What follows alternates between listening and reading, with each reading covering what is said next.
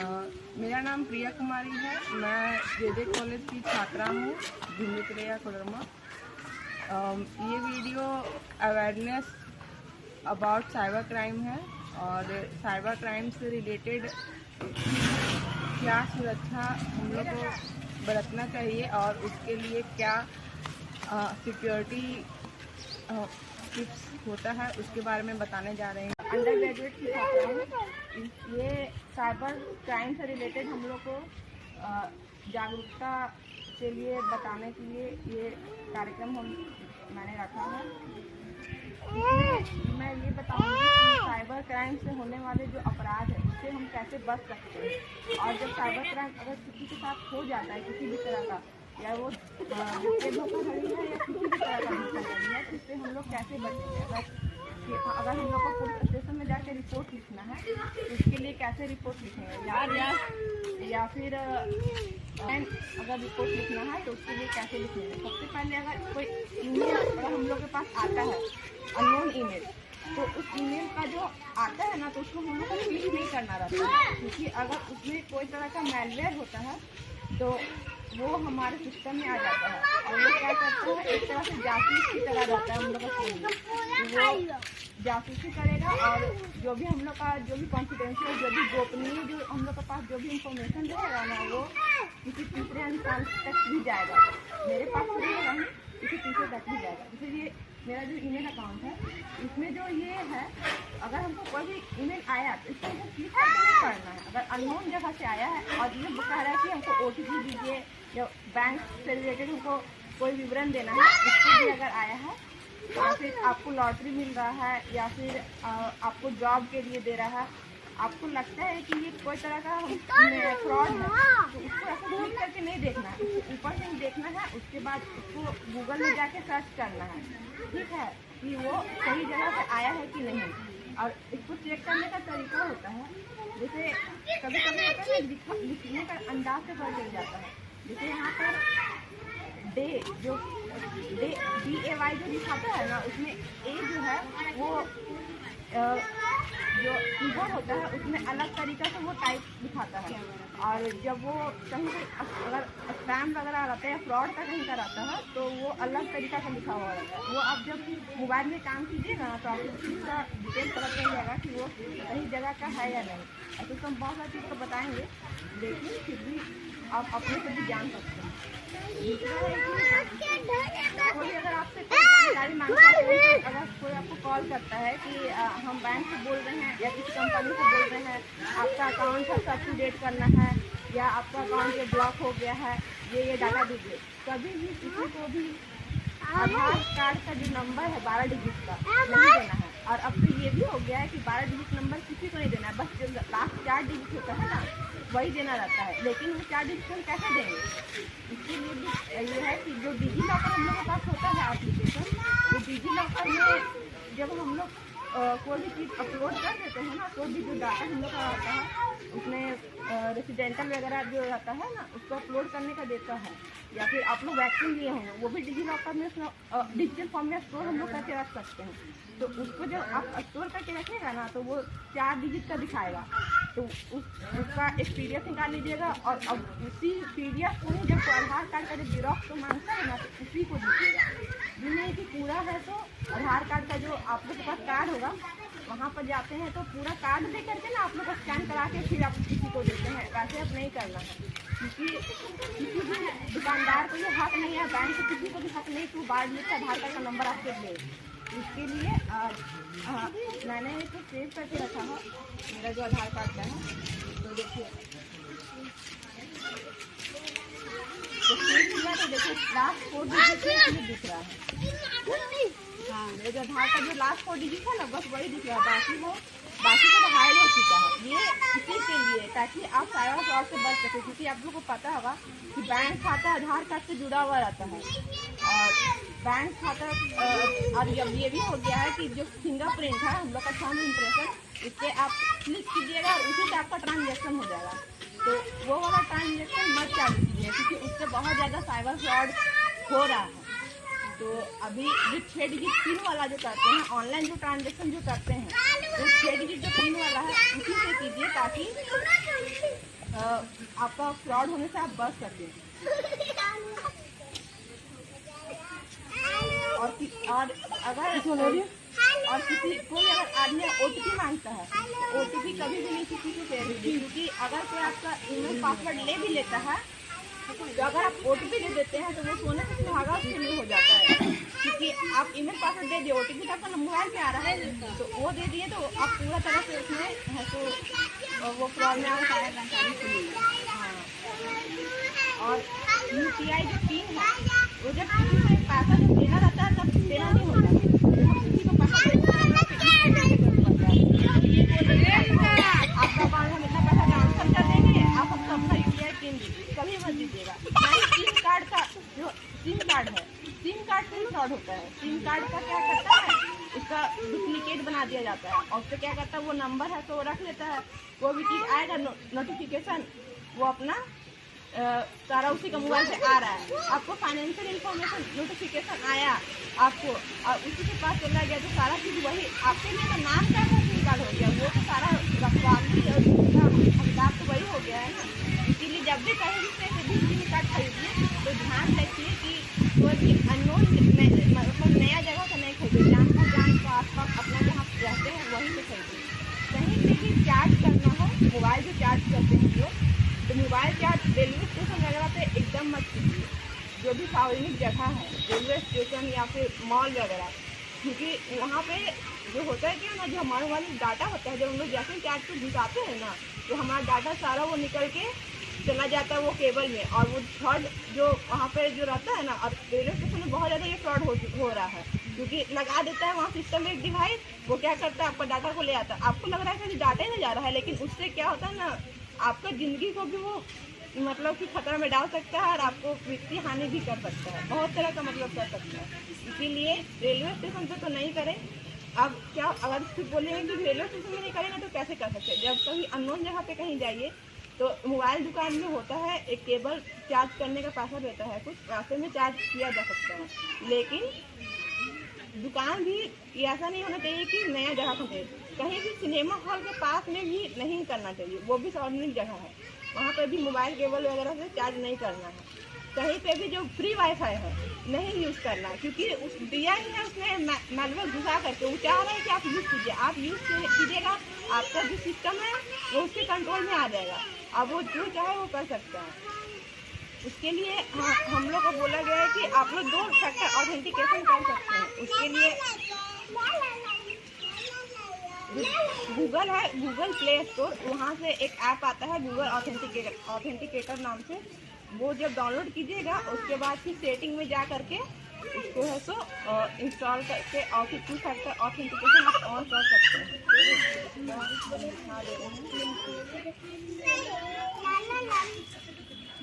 देखिए Google authenticator नाम का है ऐप, इसको आप है तो जाइएगा गूगल प्ले स्टोर में, तो वहाँ पर से आप इसको पहले इंस्टॉल कीजिएगा, उसके बाद जो हम लोग का सेटिंग आता है ना, सेटिंग बार में जो रहता है वहाँ पर जा करके आप है तो उसको ऑन कीजिएगा, और फिर वहाँ पर 2 फैक्टर मांगता है, तो उसमें होता है क्या कि मोबाइल नंबर डालना होता है, मोबाइल नंबर में जो फ़ोन का आप कर रहे हैं उसी फ़ोन का मोबाइल नंबर नहीं डालना है, जैसे दो तीन नंबर जैसे घर में होता है ना मोबाइल का, तो छोटा फ़ोन भी रहता है ना, उस फ़ोन का भी नंबर आप डाल सकते हैं, ताकि होगा क्या कि अगर ये मोबाइल अगर आपका हैक हो चुका है तो आपका जो OTP अगर आएगा ना वो उस पर आएगा, तो उससे क्या होगा कि एक सिस्टम पे काबू कर लिया लेकिन फिर भी कुछ नहीं कर सकते, क्योंकि दूसरा वो मेरा बंद अभी रखा हुआ है, ठीक है ना, तो इसीलिए वो ज़रूरी है वो करना। और एक है ऐप है M2, उसको अपलोड करना है, ठीक है। वो ऐप से होगा क्या कि अगर आपको मोबाइल में बहुत तरह का ऐसा होता है, हिडन एप्लीकेशन होता है, वो क्या करता है छुप करके जासूसी करते रहता है आपका फ़ोन में। चाइनीज़ का भी बहुत तरह, चाइना का ऐप आप लोग देखें बैन हुआ है इस समय में, तो उसको क्यों हुआ, क्योंकि वो क्या करता हमारा यहाँ से डाटा ले जा रहा था और जासूसी कर रहा था कि क्या है तो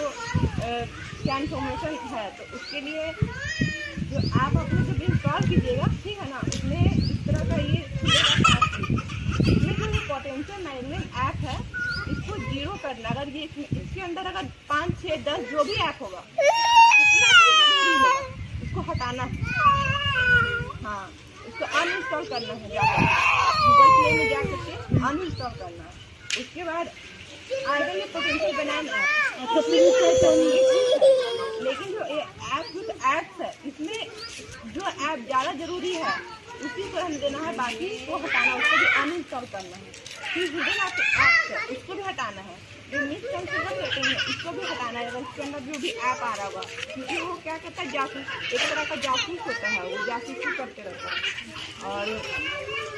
ट्रू कॉलर आप लोग बहुत तो यूज़ करते होंगे, वो चाइना का ऐप है, वो एक तरह का जासूस है, उसको हटा दीजिए इमीडिएटली। अगर एनीडेस्क नाम का कोई ऐप होगा, ANYDESK, उसको भी हटाना है, वो भी एक तरह का जासूस है। अगर किसी को वाईफाई अगर कोई बाहर का ज़्यादा कोई यूज़ करता है, जिसको बाहर का काम है यूज़ कर रहा है, तो उसके लिए क्या है कि उसको VPN करके एक सॉफ्टवेयर लेना होगा, वर्चुअल प्राइवेट नेटवर्क, जिससे वो क्या कर सकता है कि वो बच सकता है मालवेयर से, उसको थोड़ा वो मालवेयर नहीं आएगा। इसके बाद है कि ATM कार्ड में बहुत तरह का धोखाधड़ी होता है। होता क्या है कि ATM कार्ड में जहाँ कार्ड डालते हैं ना, वहाँ पे कभी कभी क्या होता है ना, सेलो टेप जैसा चिपका हुआ रहता है, तो वो होगा क्या ना, आप कभी चेक करके डालिएगा कि कहीं उस तरह का कुछ चिपका हुआ नहीं ना, तो क्या करेगा ना, वो आपको पिन नंबर को प्रिंट कर लेगा और उसके बाद उसके अंदर एक डिवाइस लगा हुआ रहता है, जो आप पिन डालिएगा ATM में, वो क्या करेगा, पिन को भी स्कैन कर देगा और आपका जो ट्रांजेक्शन होगा वो तो हो जाएगा, लेकिन किसी और के अकाउंट में चला जाएगा। इसलिए जहाँ कभी भी ATM जब भी यूज़ कीजिए तो जहाँ सिक्योरिटी गार्ड हो या जो बैंक के बगल में हो, जो बड़ा बैंक होता है ना उसके बगल में हो, वहीं का ATM यूज़ कीजिए, कहीं और का नहीं। और कहीं का भी जगह ट्रांजेक्शन करने के लिए कोई बोले कि जो सार्वजनिक जगह है, जैसे कि सिनेमा हॉल, ये सब, वहाँ पर कभी भी QR कोड से हम लोग UPI करते हैं ना, ऐसे स्कैन करते हैं और ट्रांजेक्शन कर लेते हैं, वो QR कोड से भी हानि हो सकता है, क्योंकि आपको पता नहीं है कि वो किसका QR कोड है, वो कहाँ जा रहा है ट्रांजेक्शन। आप पता चला ट्रांजेक्शन करने गए और मोबाइल हैक हो गया, कोई तरह का वो लिंक भेजा, बोला आपको ये करने और आप किए और आपको मोबाइल वो हैक हो गया, तो वो चीज़ नहीं करना। जहाँ आपका जान पहचान है वहीं पर ऑनलाइन पेमेंट यूज़ कीजिए, अगर अननोन जगह पर ज़्यादा ज़रूरत पड़ता है तभी यूज़ कीजिए, सब जगह नहीं करना है और इससे बचना है। और यूज़ करने का नौबत आता है तो चेक कर लीजिए कि सही जगह का है या नहीं। अरे वो क्या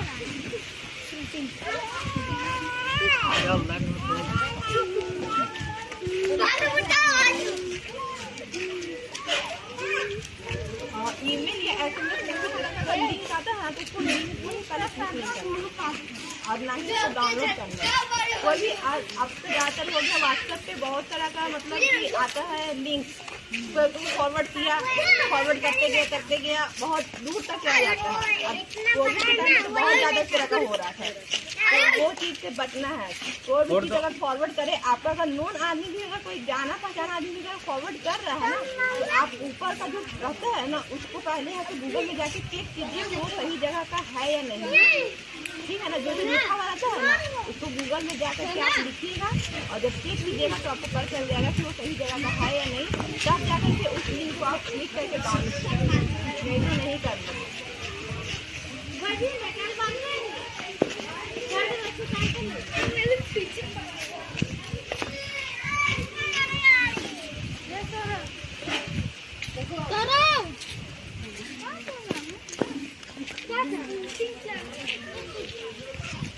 और अगर जॉब के लिए बोलता है कि पहले पैसा दो तो जॉब मिलेगा, 10,000 5,000 ऐसा कुछ ऑनलाइन पेमेंट के लिए बोलता है, कितना पैसा दो उसके बाद है तो आपको जॉब मिलेगा। कभी भी ऐसा तरह का जॉब में नहीं जाना चाहिए, कभी भी, क्योंकि वो होता है क्या, आपको ले तो ले रहा उसके बाद फिर नजर ही नहीं आएगा इस तरह का जो फ्रॉड होता है। और एक ऑनलाइन जो है उसमें आप जाइएगा एक वेबसाइट पे, उसमें https://cybercrime.gov.in, उस पर जब जाइएगा ना तो वहाँ पर क्या ऑनलाइन रिपोर्ट करना है, वो सारा चीज़ उसमें मतलब कि रहेगा कि आप ऑनलाइन अगर आपका फ्रॉड हो चुका है तो आप जाकर के वहाँ पर ये वेबसाइट है उसको ध्यान रखिएगा और उसमें जाकर के आप क्लिक कीजिएगा तो आ जाएगा ऑनलाइन कैसे रिपोर्ट करना है, वहाँ पर जाइएगा रिपोर्ट कीजिएगा तो आपका वो रिपोर्ट और क्या क्या की ज़रूरत पड़ता है, जैसे घटना कब हुआ और आप कब उसको देखें, किस तरह का घटना हुआ, वित्तीय घटना हुआ कि आपका डाटा चोरी हुआ, कि फ़ोन नंबर गया, कि ईमेल आईडी का गया, कि या फिर आपका फ़ोटो गया है, या कोई तरह का घर का कोई कागजात था वो सब कुछ गया है, तो उससे रिलेटेड जो भी चीज़ रहेगा वो आपको बताना होगा उसमें। या फिर अगर पैसा से रिलेटेड अगर कोई फ्रॉड होता है ना, तो 1930 पर तुरंत कॉल करना। अगर आप 1 घंटा के अंदर अगर आप रिपोर्ट कर देते हैं ना, तो आपका पैसा वापस आ जाने का चांस बहुत ज़्यादा रहता है। 99%, 95% इतना मान के चलते हैं कि आपका पैसा वापस आ जाएगा। लेकिन अगर आप 1 दिन 2 दिन अगर लेट कर दिए तो कोई चांस नहीं है कि आपको पैसा वापस आएगा, या डाटा गया तो वापस आएगा। और अगर आप विदिन आवर अगर विदिन मिनट करते हैं तो आपका पैसा वापस आ सकता है, क्योंकि अंदर का जो टीम है बहुत अच्छा काम कर रही है। गवर्नमेंट बहुत तरह का वहाँ पे मतलब कि सिस्टम में बहुत कुछ करके रखा है कि अगर आप एक तरफ अगर उठाते हैं ना, कोई तरह का अगर ईमेल वगैरह या SMS वगैरह भी अगर आता है ना, तो उसको भी रिपोर्ट करना जरूरी है, ताकि अगर कोई बड़ा हानि नहीं हो। और छोटा चीज़ अगर रोक देंगे तो बड़ा चीज़ नहीं ना होगा, इसलिए अगर उसको रिपोर्ट कीजिएगा तो एक बहुत बड़ा नेटवर्क पकड़ में आ जाता है और उसको आप रोक सकते हैं।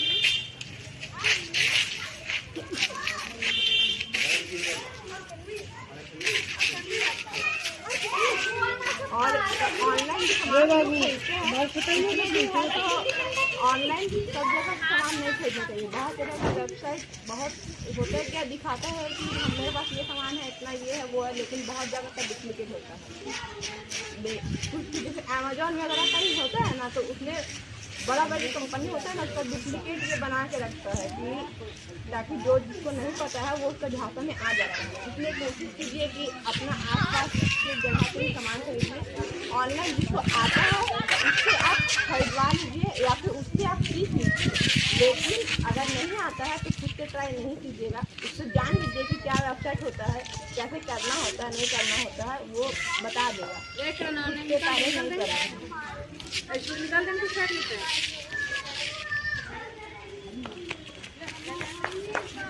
और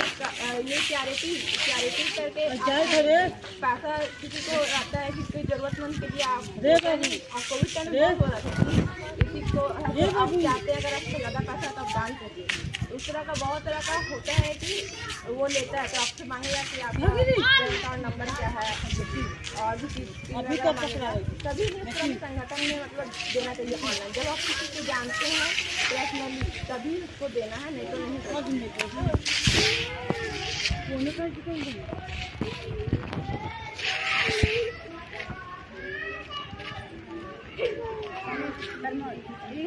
और जब डेबिट कार्ड और ये क्रेडिट कार्ड से जब भी हम लोग करते हैं तो हम लोग को अपना जो नंबर होता है ना वो छुपाना होता है। नंबर जो होता है छुपाना होता है, और वो जब हम लोग किसी में ट्रांजेक्शन कर रहे होते हैं ना उसी करते वहाँ पे बटन होता है लास्ट में, उसको जब दबा दीजिए खाली जिंदगी दिखेगा। और जब खोलने में रखिएगा तो नंबर दिखेगा जो आपको पासवर्ड वगैरह जो पिन वगैरह उसको छुपा सकते ट्रांजेक्शन आगे प्रोसेस करें। और रिपोर्ट कर सकते हैं, लेकिन इसके लिए आपको समय वगैरह और इंसिडेंट जो भी घटना होता है उसका जानकारी देना होगा। और जो भी अगर फाइनेंस अगर पैसा मिला रहता है तो मैसेज अगर आता है कि आपका कौन सा पेपर से कट गया, कौन सा सोर्स से कटा, उसका स्क्रीनशॉट ले करके रखना है। उसका स्क्रीनशॉट हम लोग का ये जो एंड्रॉयड फ़ोन है उसमें उंगली से भी हो जाता है, और ये जो पावर बटन होता है वॉल्यूम अप वाला से भी होता है, उसको एक हाथ दबाएगा तो भी स्क्रीनशॉट हो जाता है, और ऊपर में भी रहता है कि स्क्रीनशॉट करने वाला। और जब हम लोग किसी के साथ ये क्या कहते हैं वीडियो कॉल वगैरह करके बात करते हैं, या फिर अपनी पढ़ाई ऑनलाइन हो गया है ना, तो बहुत तरह के वीडियो शेयर करके पढ़ाते हैं, तो मुश्किल बच्चे से जो अननोन आदमी है उसके पास आपका स्क्रीन शेयर नहीं जाना चाहिए, ठीक है। ये सब बहुत तरह का फ्रॉड हो रहा है।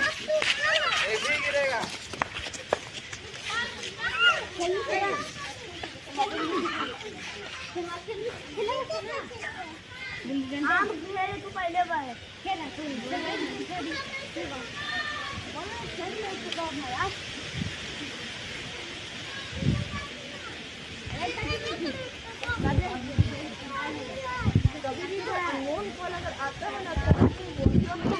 ज़्यादा बात नहीं कीजिए। आप 193 पे कॉल कीजिए और बताइए कि ये नंबर से हमको कॉल आ रहा है। अगर रिपोर्ट करनी नहीं आती है पहले तो 1930 पे कॉल कीजिए, किस तरह का हमको कॉल आ रहा है वो तुरंत चेक करेगा कि कहाँ से SMS आता है अननोन बैंक से मांग रहा है आपसे। बैंक कभी भी कॉल करते हैं आप किसी को भी जानकारी मांगते हैं क्या मांगेगा वो कभी नहीं मांगेगा। इसलिए है तो कभी